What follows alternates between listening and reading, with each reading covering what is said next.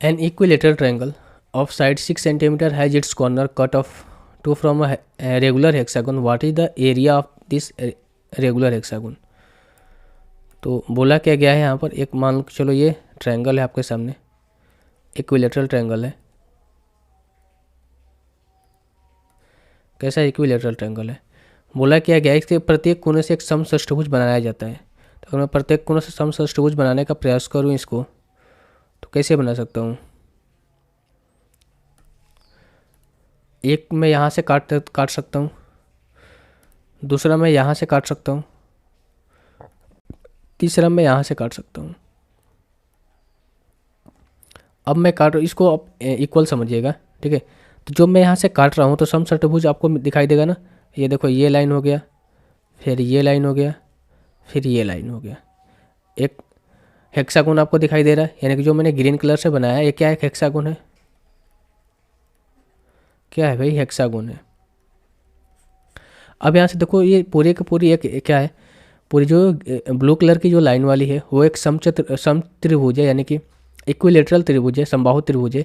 तो सारी भुजा इसमें इक्वल होती है। पूरी की पूरी 6 सेंटीमीटर का दे रखा है हमने, 6 सेंटीमीटर का दे रखा है, 6 सेंटीमीटर का दे रहा है।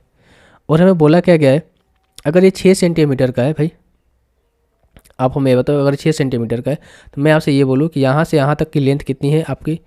ए सेंटीमीटर। तो यहाँ से भी यहाँ तक लेंथ ए होगी और यहाँ से भी यहाँ तक लेंथ ए होगी, क्योंकि ये रेगुलर हेक्सागोन है और पूरे कॉर्नर पर सेम कॉर्नर पर काटा गया, यानी कि यहाँ पर, यहाँ से जो लेंथ यहाँ पर भी होगी, यहाँ से यहाँ तक लेंथ जो इसका यहाँ पर भी होगी, और यहाँ से यहाँ तक जो लेंथ है इसकी ये भी होगी।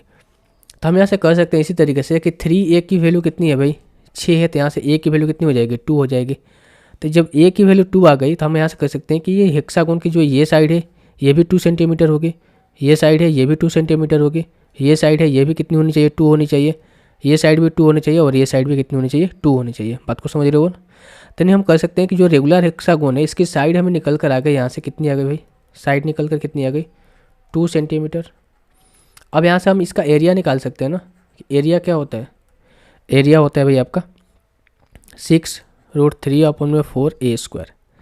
6√3/4 a²। तो हम यहाँ से कर सकते हैं कि 6√3/4 इंटू, और इसका साइड कितना है? 2 का स्क्वायर करेंगे 4, कट जाएगा कितना है आपका? 6√3 सेंटीमीटर स्क्वायर। Option number 4। तो जो इसका एरिया आएगा कितना आएगा? 6√3 सेंटीमीटर स्क्वायर। ऑप्शन नंबर 4 जो है इस क्वेश्चन का आंसर हो जाएगा।